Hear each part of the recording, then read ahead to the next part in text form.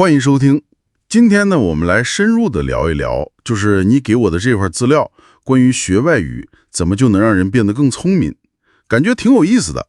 他从这个认知科学啊，还有神经科学这些角度说，学外语不单单是学个工具，更像是在怎么说呢，给大脑做个全面的升级。没错，是这样的。这份材料看下来，它核心就在讲，学语言其实是对智力一个多维度的锻炼，真的不只是我们以前想的，就是背背单词啊、记记语法那么简单。对，所以咱们今天的目标就是帮你一块梳理梳理，看看里面的精华观点。学外语它究竟是怎么重塑我们的大脑，怎么就能带来那么多好处？比如解决问题能力强了，记忆力也好了，甚至还能延缓大脑衰老。咱们这就开始吧。好啊，这个话题确实挺值得探讨的。语言学习嘛，对大脑的影响是很深的。行，那我们先看第一个重点，就是资料里反复提到的这个认知功能的提升。他说学外语能很明显的提高我们的注意力，还有解决问题的能力。里面举了个例子，就是那个斯特鲁普测试，对吧？对，斯特鲁普测试，就是看一个用比如说蓝色墨水写的红色这两个字，然后让你忽略字本身的意思，快速输出墨水的颜色。资料说，那些会2种或更多语言的人，在这个测试上表现得更好。这怎么解释呢？这个现象背后是有机制的。你想啊，一个人如果会2种语言，他在说话或者思考的时候，大脑其实需要不停地在2种语言系统之间，做选择和切换，就得一直 monitor 着哪个该用，哪个暂时不用，得抑制住那个不用的。这个过程啊，其实就在反复锻炼大脑的那个指挥中心，我们叫执行控制系统。执行控制系统，就是说像大脑的管理层。对，可以这么理解。这个系统负责什么呢？负责我们的注意力分配、信息筛选、任务切换、抑制干扰，还有就是规划和决策。你不停地在2种语言间切换，这个系统的能力自然就被强化了。所以资料里说，这像是一种持续的大脑体操，是这个意思吧？没错，就是这个比喻。而且啊，资料还提到一点，这种锻炼能增强我们的工作记忆。工作记忆，这个具体是指什么？如果你算个数学题，需要记住几个数字，还得进行运算；或者你看一段话，要理解它的意思，需要把前后句联系起来。这个短时间内记住信息并且处理信息的能力，就是工作记忆。学外语，特别是不断切换语言，对这个能力的要求很高，所以能锻炼它。我明白了。那工作记忆强了，肯定对学习其他东西，比如数学、阅读理解都有好处。对的，这个关联是很直接的。好，那我们再往下看，这部分更神奇了。资料说，学外语它真的会改变我们大脑的物理结构，提到了一个词叫神经可塑性。神经可塑性，这是神经科学里一个非常核心的概念。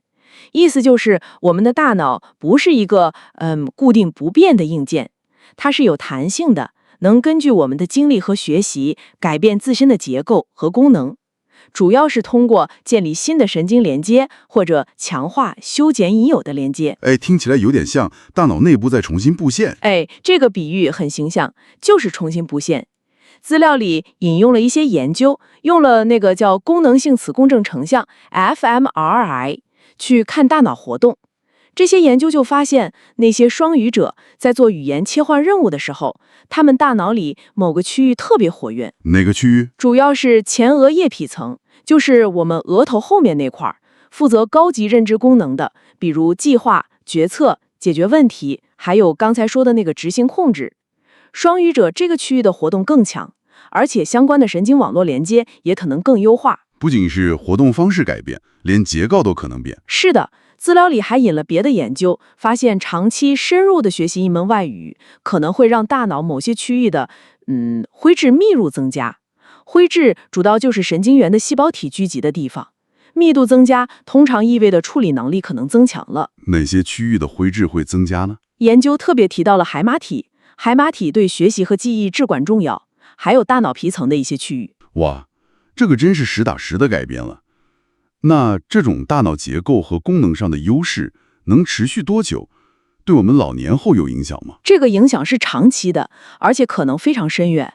资料里提到了一个特别引人关注的研究结果，就是关于认知衰退和老年痴呆，比如阿尔兹海默病的。哦，这个很重要。对，有研究追踪很多人，发现那些掌握2种或更多语言的人，出现老年痴呆症状的平均年龄，比只会1种语言的人要晚大概4到5年。晚4到5年，这差别很大啊。是的，非常显著。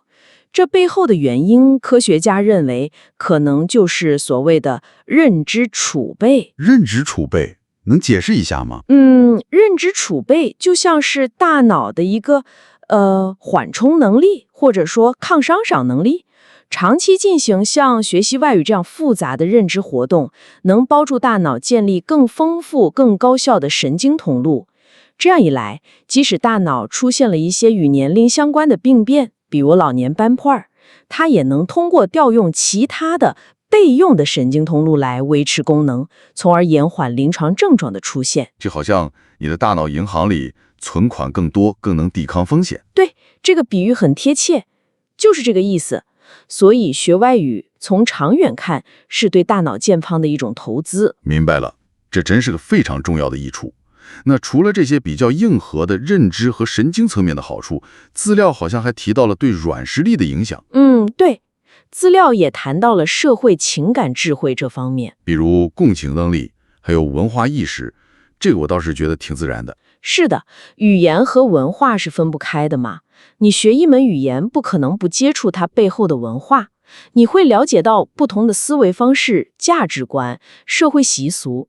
这个过程自然而然就会让你更能理解和体会来自不同文化背景的人他们的想法和感受。这就是所谓的文化共情能力吧？对，资料里也引用了研究，说多语者通常在性格的开放性以及文化共情这些方面得分会更高一些。感觉这在全球化的今天特别重要。的确如此，而且学外语的过程本身也是一种锻炼。怎么说？你想，学外语肯定会遇到挫折，对吧？发音怎么练都不标准，那个语法点怎么都搞不懂，单词背了又忘。太有了。克服这些困难的过程，其实就在培养你的韧性还有适应能力。资料里把它和那个成长型思维模式联系起来了。成长型思维就是相信能力可以通过努力提高，而不是天生的。正是经历过学外语的挑战并且坚持下来的人，可能会更倾向于相信困难是可以克服的，能力是可以通过练习提升的。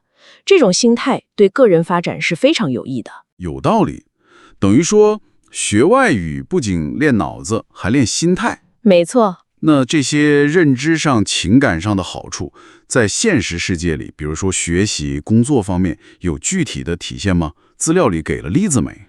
有的。资料提到一些统计数据，比如在美国，那些选修外语的学生，在一些标准化的大学入学考试，像 SAT、ACT 这些，他们的平均分可能会高一些。哦，这倒是有点意外。当然，这可能有多重因素，但不能排除语言学习带来的认知优势在其中起了一定作用。然后在职场上，好处就更明显了。比如说，最直接的当然是跨文化沟通能力。现在很多工作都需要和不同国家、不同文化背景的人打交道，懂外语肯定是个巨大的优势。而且前面我们聊的那些认知上的好处，比如更强的注意力、更好的工作记忆、更灵活的思维，这些都有助于你更高效地处理复杂的工作任务，对吧？对，解决问题的能力也可能更强。资料还特别提到了一个点，是创造力。创造力，学外语还能提升创造力？有研究是这么认为的，特别是发散性思维能力。发散性思维就是只能够从不同角度思考问题，想出很多种不同解决方案的能力，这是创造力的一个关键部分。有研究发现，双语者在这方面的表现可能比单语者要好，可能是因为他们习惯于在不同的语言系统和思维框架之间切换，思路更开阔。哇，这好处真是一层接一层啊！认知、大脑结构、情商、学业、工作、创造力。是啊，看起来确实是全方位的提升。不过咱们也得实事求是，资料肯定也提到了，学外语不是件轻松的事儿，对吧？对，这点资料也承认，它需要投入大量的时间和持续的努力。语言学习是一个漫长的过程，中间会有平台期，会有挫败感。那资料有没有给什么建议？怎么学才能更好地获得这些认知上的好处呢？关键可能在于方法。资料建议要尽量采用一些积极的沉浸式的方法，不要只把它当成一门课去学，而是要把它用起来。比如多听多看原版的影视剧、新闻，多找机会和母语者交流，甚至尝试用麦语去思考、去做笔记，这样能更全面地调动大脑的语言处理网络，让学习过程更接近自然习得，认知上的益处可能也更大。就是说，要创造一个小的语言环境，让自己泡在里面。对，尽可能地去接触和使用这门语言，重点在于参与和互动，而不仅仅是记忆。明白了。好了，那我们差不多可以总结一下了。今天我们一起梳理了这份资料，它非常有说服力地告诉我们，学习一门新的语言，它的价值远远超出了掌握一个沟通工具本身。可以这么说。它更像是一项能全面提升我们认知能力，甚至改变大脑结构，促进长期大脑健康，同时还能增强我们的社会情感智慧，激发创造力的活动。它不是短跑冲刺，更像是一场认知上的马拉松，对吧？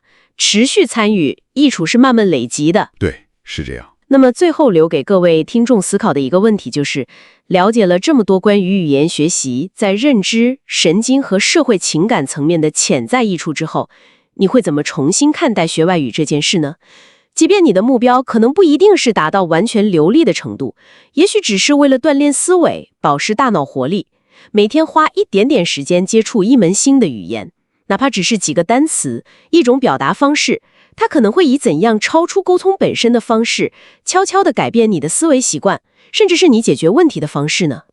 Thanks for joining us. If you enjoyed this episode, please subscribe, like and share with your friends.